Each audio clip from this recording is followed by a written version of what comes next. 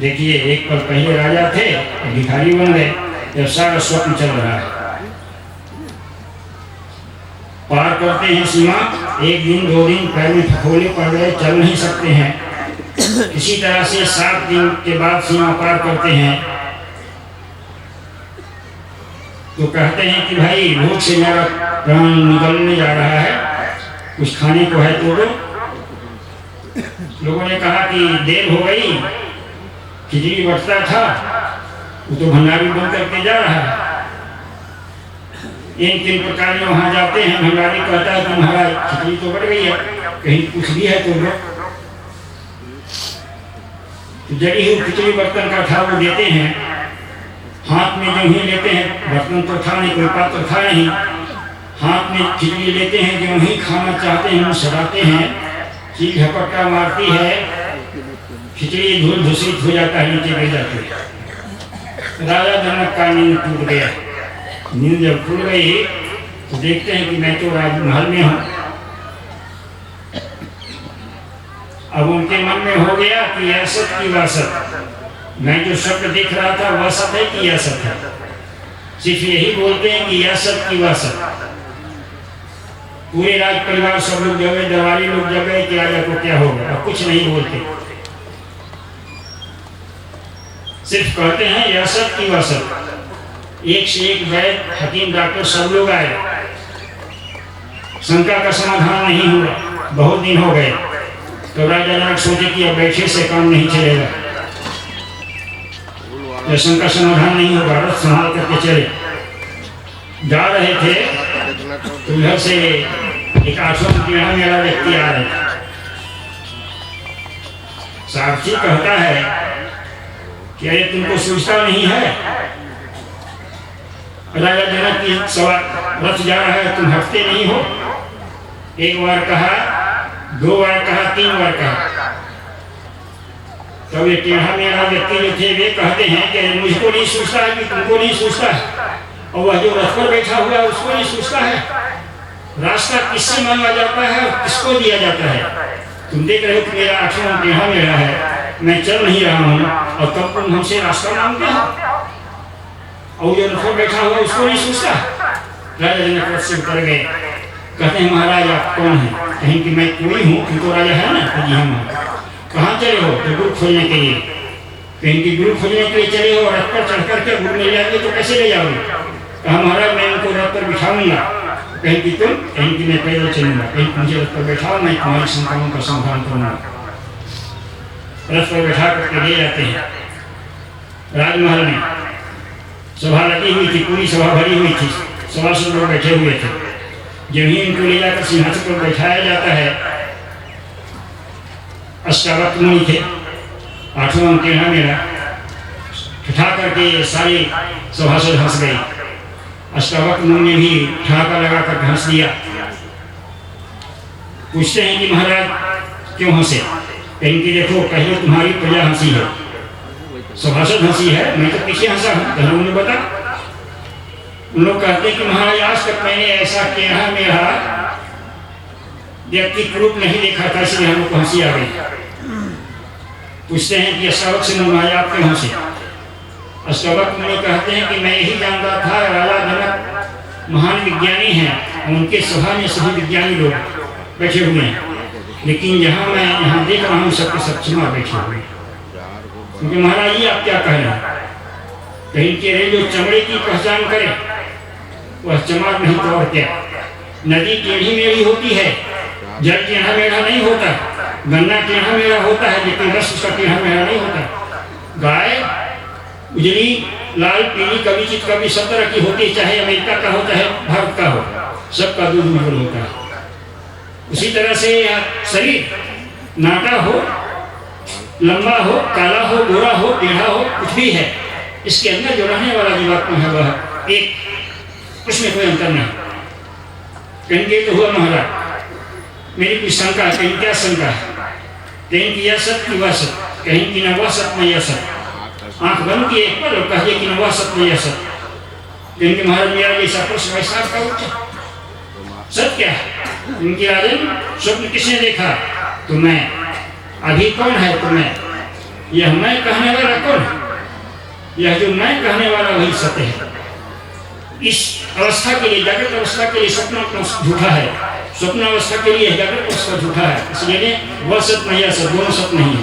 स्वप्न किसने देखा? तो मैं जो देखा हूँ यही सत्य है, जीवात्मा। तो इस जीवात्मा से परमात्मा को मिलाना एक नंबर का सत्संग होगा, एकाएक नहीं होगा, एकाएक नहीं होगा।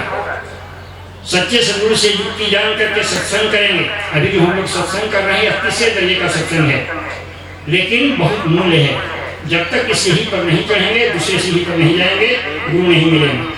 इस तरह के सत्संग करते करते गुरु का परिचय मिल जाएगा। गुरु से युक्ति जान करके फिर हम ध्यान भजन करेंगे, तब एक नंबर का सत्संग हो जाएगा। अर्थात मैं अपने आप को जान लूंगा, को मैं आया कहाँ से, कितनी जाना क्या सार, कौन जनी को पिता, इसको कहिए विचार। यही एक नंबर का सत्संग हो जाएगा। मैं अपनी किसी में इतना ही कहा। बोलिए प्रेम से श्री सद्गुरु महाराज की। अब हम इसके बाद हम लोग श्राप दे दिए कि अष्टावक्र होगा, आंखों अंगों से टेढ़े हो जाओ। अब हम अपने स्वामी आशुतोष बाबा गुरु स्नेही जी से उनके अमृत वचनों का पान करें। स्वामी आशुतोष बाबा।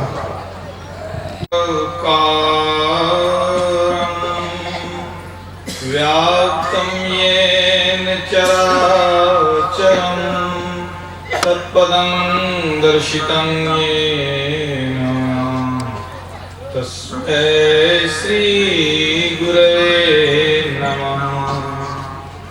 नित्यशुद्धं निराभासं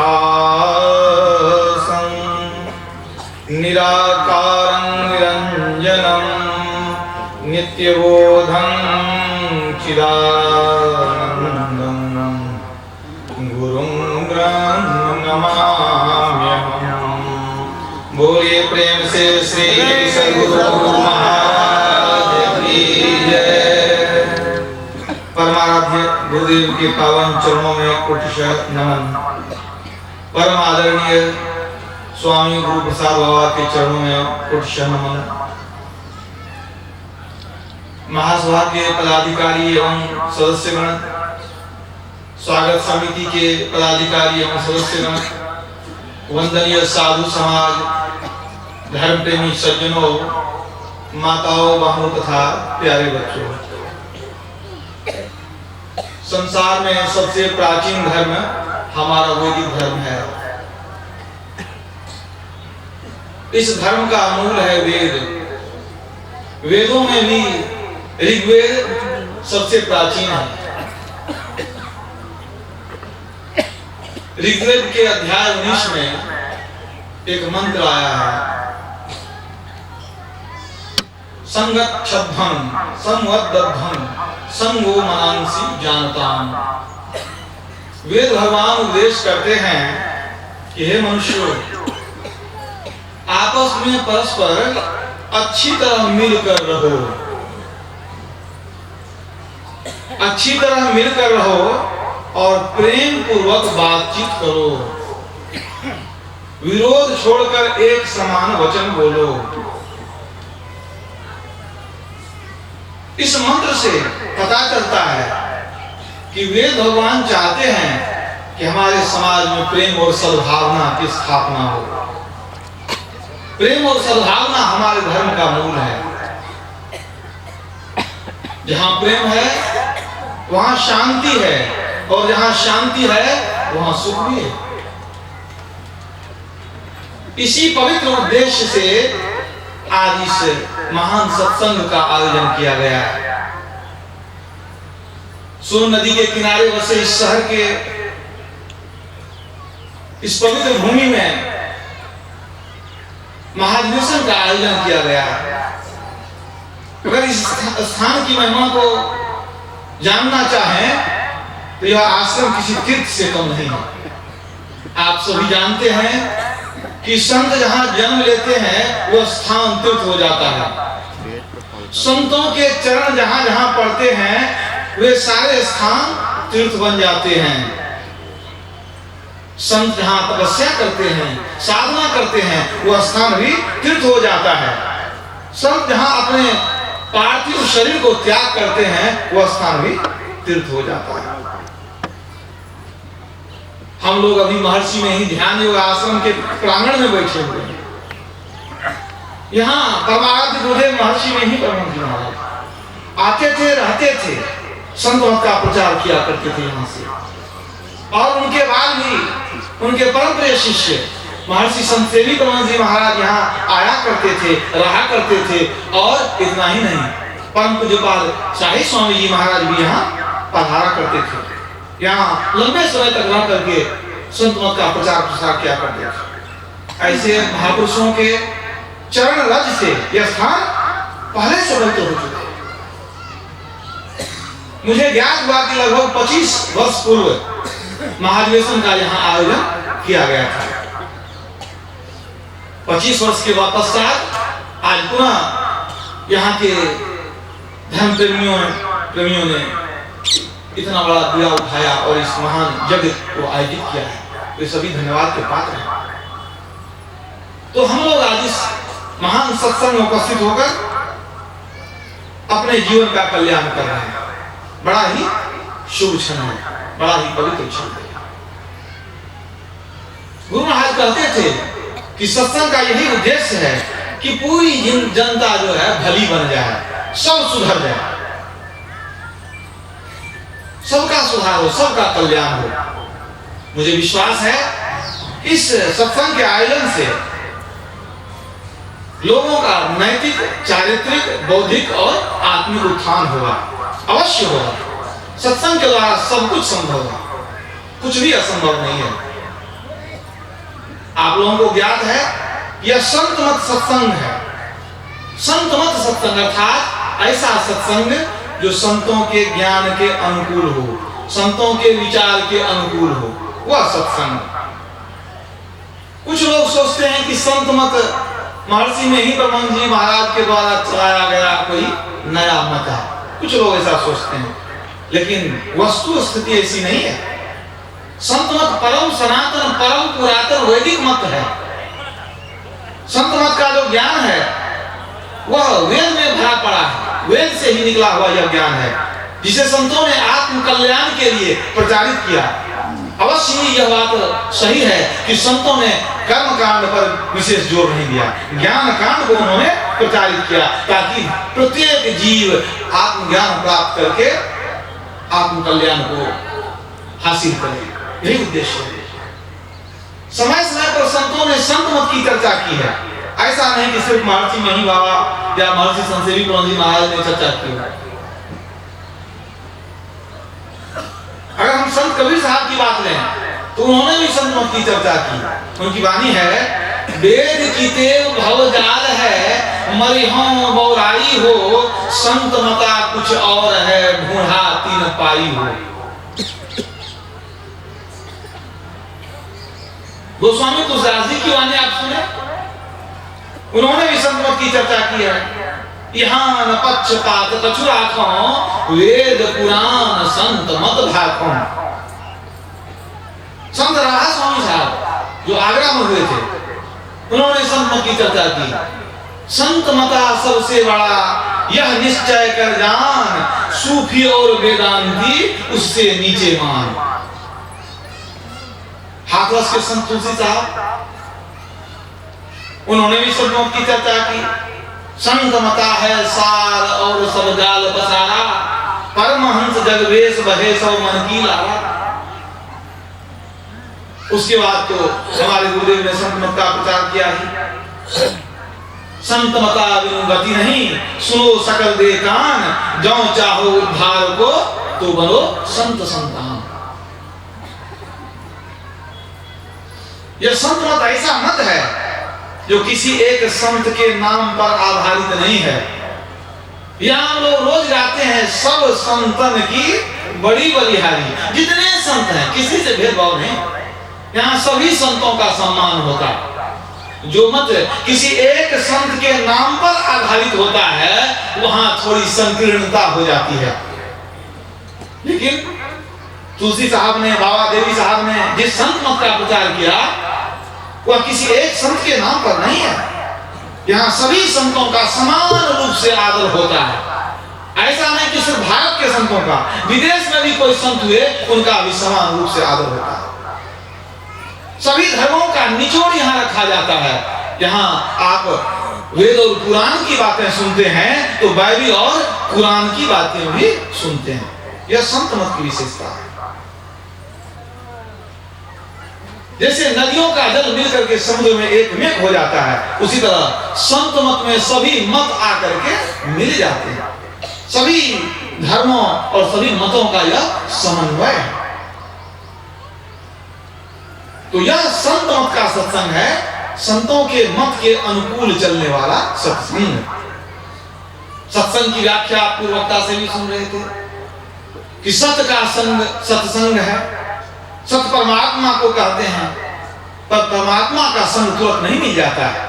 इसके लिए पहले संतों का संग करना पड़ता है, साधु महात्माओं का संग करना पड़ता है। बाद में हम सत्य स्वरूप सर्वेश्वर का साक्षात्कार करते हैं। इसलिए अभी हम लोग संतों का संग कर रहे हैं, संतवानियों का संग कर रहे हैं। यह भी सत्संग है। सत्संग की क्या महिमा है? पाठ में आप लोगों ने श्रवण किया, वक्ताओं से श्रवण किया। इस पर मैं प्रकाश डालना चाहता हूं। जितने भी आस्तिक व्यक्ति हैं जो ईश्वर को मानते हैं, वे सभी चाहते हैं कि हम ईश्वर को प्राप्त करें, ईश्वर का दर्शन हमें प्राप्त हो, सभी चाहते हैं। किंतु ईश्वर का दर्शन सुलभ नहीं हो पाता है। क्या कारण है? कुछ तो कारण होगा। हमारे अंदर क्या कमी है जिसके चलते हम ईश्वर को पा नहीं सकते, दर्शन नहीं कर पाते हैं? क्या कारण है? कुछ शर्तें हैं, जब उनको हम पूरा करेंगे तब ईश्वर को पाएंगे। कठोपनिषद में एक मंत्र आया है, ना विरतो दुष्चरितान ना शांतो ना समाहितः ना शांत मानसो वापि प्रज्ञानेन माप्नुयात्। अर्थात जो पाप कर्मों से निवृत्त नहीं हुआ है, जिसकी इंद्रियां शांत नहीं हैं, जिसका चित्त अशांत है, वह आत्मज्ञान द्वारा परमात्मा को प्राप्त नहीं कर सकता है। सार बात यह है कि जो पाप में लगा हुआ है, जिसका मन विषय अनुरक्त है, वह ईश्वर को नहीं पा सकता है। यह तो उपनिषद की बात हुई। इस बात की पुष्टि वाल्मीकि जी ने भी की। उन्होंने साफ कह दिया, चिदानंदमय देह तुम्हारी विगत विकार जान अधिकारी। हे प्रभु परमात्मा राम, आप कैसे हैं? आपका स्वरूप कैसा है? चिदानंदमय, चैतन्य और आनंदमय है। आपको जानेगा कौन? विगत विकार जान अधिकारी। जो विकारों से रहित हो गया है वही आपको जान सकता है। विकारों से रहित हमारे अंदर खट विकार हैं, आप जानते हैं, काम क्रोध लोभ मोह मद मात्सर्य। ये 6 विकार प्रत्येक मनुष्य को शिकार बना दिए। इन विकारों से यदि हम निकल जाएं, उपराम हो जाएं, तभी हम ईश्वर को पा सकते हैं। वाल्मीकि जी ने यही कहा। इसी बात की पुष्टि तुलसीदास जी ने भी कर दिया। वे लिखते हैं, काम क्रोध मद लोभ रत ग्रहासक्त दुख रूप ते किमि जानिहि रघुपति ही मूढ़ पड़े तमकूप। कहते जो ग्रहासक्त है, जो काम क्रोध लोभ मोह में पड़ा हुआ है, वह तो मानो कि अंधकार रूपी कुएं में गिरा हुआ है। ते किमि जानिहि रघुपति ही, वे ईश्वर को परमात्मा राम को कैसे जान सकता है? मतलब काम क्रोध आदि विकारों से जो परे हो गया है, वो ईश्वर को जान सकता है। तो जो उपनिषद की बात है वही वाल्मीकि जी कहते हैं, उसी को तुलसीदास जी ने भी स्वीकार कर लिया। अंततः भगवान राम ने भी स्वीकार कर लिया कि जो पवित्र है वही हमें पा सकता है। उनका वचन है, निर्मल मन जन सो मोहि पावा, मोहि कपट छल छिद्र नौ भावा। निर्मल मन जन सो मोहि पावा, जिसका मन निर्मल हो गया है वही हमको पा सकता है। जिसने अपने मन को निर्मल कर लिया उसने परमात्मा को पा लिया। उदाहरण स्वरूप संत कबीर साहब ने अपनी बात कह दी कि मेरा मन निर्मल हो गया, तो क्या हुआ? कबीरा मन निर्मल भया जैसे गंगा नीर पीछे पीछे हरि फिरे कहत कबीर कबीर। कहते हैं मेरा मन जब निर्मल हो गया गंगाजल के समान, तब हरि हमको पुकारने लगे कबीर कबीर। पहले हम खोजते थे तो हरि मिलते नहीं थे, और जब मन निर्मल हो गया तो प्रभु ही पुकारने लगे कि कहां है कबीर। तो यही बात भगवान राम कहते हैं, निर्मल मन जन सो मोहि पावा। जिसका मन बिल्कुल निर्मल हो गया वही ईश्वर को प्राप्त कर सकता है। अब मन को निर्मल कैसे किया जाए? कुछ लोग सोचते हैं तीर्थों के स्नान से मन निर्मल होता है, लेकिन वास्तव में ऐसा देखा नहीं गया। अगर त्रिवेणी संगम के स्नान से, अगर गंगा सागर के स्नान से मन बिल्कुल निर्मल हो जाए, तब इतने जेल की क्या आवश्यकता है? हम लोग देखते हैं सरकार की ओर से इतने पुलिस की व्यवस्था की जाती है समाज को अंकुश में रखने के लिए, इसकी क्या आवश्यकता है? जितने अपवित्र लोग हैं, पापी लोग हैं, सबको स्नान करा देना चाहिए। कहना चाहिए कि आज से तुम पवित्र हो गया क्योंकि तुमने तीर्थ स्नान कर लिया, संगम स्नान कर लिया, गंगा सागर स्नान कर लिया। लेकिन ऐसा नहीं होता। श्री जावाल दशलोपनिषद में कहा गया है, चित्तम अंतर्गतम दुष्टम तीर्थ स्नानेन शुद्धयति शतसो अपि जलेर धोतम सुरा भांड निवासुति। तीर्थ के स्नान से हमारा दूषित चित्त, दूषित मन उसी तरह पवित्र नहीं होता है जैसे मदिरा का पात्र सैकड़ों बार जल से धोने पर भी पवित्र नहीं माना जा सकता। तीर्थ के स्नान से हमारा मन पवित्र नहीं होता है, तब कैसे पवित्र होगा हमारा मन? पूज्यपाद तुमसे भी परमहंस जी महाराज कहा करते थे कि बाहर के जल से तन की पवित्रता हो सकती है, मन की पवित्रता नहीं। मन की पवित्रता के लिए ये सत्संग रूपी जल है, सत्संग रूपी जल से ही हम मन को धो सकते हैं। ठीक इसी बात की पुष्टि पलटू साहब ने की। वे भी बताते हैं कि मन को कैसे धोगे? सत्संगति में सौंद ज्ञान का साबुन दीजिए, छूटे कलिमल दाग नाम का कलप लगावे, चलिए चादर ओढ़ी बहुरी नहीं भाव में आवे। सत्संग में अपने मन को हम धोएंगे, सत्संग रूपी जल में धोएंगे, तब मन पवित्र होगा। धनी धर्मदास जी ने भी कहा, भरा सत्संग का दरिया नहा लो जिसका जी चाहे, जिगर से दाग पातक खा छुड़ा लो जिसका जी चाहे। हमारे अंदर जो पाप के दाग लगे हुए हैं उसको कैसे धोएंगे? भरा सत्संग का दरिया नहा लो जिसका जी चाहे। न ऐसा और तीर्थ है जहां में दूसरा कोई, गया हरिद्वार में जाकर आजमा लो जिसका जी चाहे। भरा सत्संग का दरिया नहा लो जिसका जी चाहे। जैसे समुद्र में लोग डुबकी लगाते हैं तो अनेक तरह के रत्न प्राप्त करते हैं, मोती को भी प्राप्त कर सकते हैं, उसी तरह वे कहते हैं हजारों रत्न बेस कीमत भरे आला से आला है, लगाकर ज्ञान का गोता निकालो जिसका जी चाहे। भरा सत्संग का दरिया नहा लो जिसका जी चाहे। तो सत्संग रूपी दरिया में जब स्नान करेंगे हमारे तन के साथ मन भी पवित्र हो जाएंगे। यहाँ तो स्नान करके आते ही ऐसे संत सुनने के लिए शरीर को पहले धो लेते हैं, और जब यहाँ बैठते हैं तो मन को भी धोते हैं। सत्संग रूपी जल से मन को धोते धोते धोते हम दुष्ट से शिष्ट हो जाएंगे, पापी से हम पुण्यात्मा हो जाएंगे, अधर्मी से धर्मात्मा हो जाएंगे, एक सामान्य व्यक्ति से हम महापुरुष बन सकते हैं। यह सत्संग की महिमा है।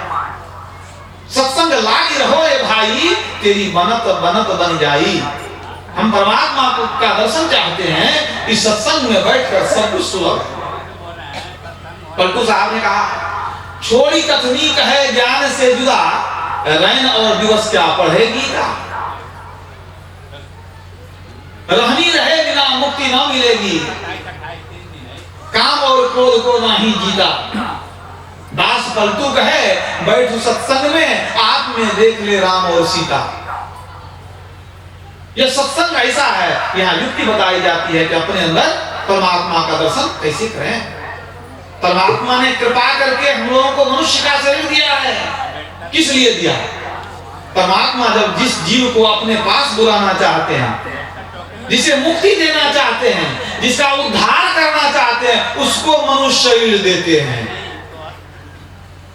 तो ऐसा भी नहीं माना जा सकता कि जिसको मनुष्य शरीर मिल गया सबकी मुक्ति हो जाएगी, सबका उद्धार हो जाएगा। सिर्फ मनुष्य शरीर प्राप्त होने मात्र से किसी को मुक्ति की प्राप्ति नहीं होती। उसके बाद और क्या चाहिए? उसके बाद सत्संग चाहिए।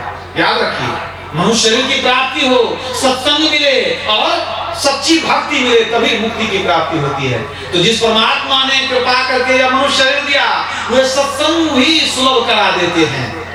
वे चाहते हैं कि जीव हमारे पास आवे। मनुष्य शरीर को मैंने दे दिया, अब मैं सत्संग भी इन्हें उपलब्ध करा दूंगा ताकि सत्संग करके जीव हमारे पास चला आवे। लेकिन सभी लोग सत्संग नहीं करना चाहते। मनुष्य शरीर तो प्राप्त होगा, लेकिन जब तक सत्संग करेंगे नहीं, ईश्वर के करीब जा नहीं सकते। तो यह ईश्वर की असीम कृपा है कि हम लोगों को सत्संग मिला हुआ है। अब हम लोगों को चाहिए कि अपना उद्धार करें सत्संग के द्वारा। हर प्राणी के जीवन में सत्संग के अवसर आते हैं, पर बिरले जन इस सत्संग का समुचित लाभ उठाते हैं। अन्य अभागे लोग कृपा को जानबूझ ठुकराते हैं, फलस्वरूप सुख की आशा में भव दुख गले लगाते हैं। भक्त कवि ने बड़ा अच्छा कहा कि सत्संग का अवसर सबको मिलता है, कुछ लोग इसका लाभ उठाते हैं और अधिक लोग जानबूझ ठुकराते हैं। ईश्वर की कृपा को जानबूझ कर ठुकरा देते हैं। सत्संग में उपस्थित नहीं होते हैं, सत्संग नहीं सुनना चाहते हैं। फल क्या होता है कि बार बार वे जन्म मरण के चक्र में पड़ते हैं, आवागों में घूमते रह जाते हैं। सत्संग की महिमा को जानिए। मनुष्य शरीर को मिल गया, सत्संग नहीं मिला तो मनुष्य शरीर पाना नहीं पाना बेकार हो गया, क्योंकि ईश्वर की ओर चल ही नहीं सकते। राम से आपको प्रेम ही नहीं हो सकता जब तक कि आप सत्संग नहीं सुनेंगे। सत्संग में हम हरि कथा सुनते हैं, परमात्मा की महिमा सुनते हैं। जब सुनते हैं तब ईश्वर से प्रेम होता है, जब प्रेम होता है तो भक्ति दृढ़ होती है, तब हम उनको प्राप्त करने के लिए व्याकुल होते हैं, चलते हैं। बिनु सत्संग न हरि कथा, तेहि बिनु मोह न भाग। मोह गए बिनु राम पद, होहि न दृढ़ अनुराग। बिना सत्संग के हरि कथा की प्राप्ति नहीं हो सकती।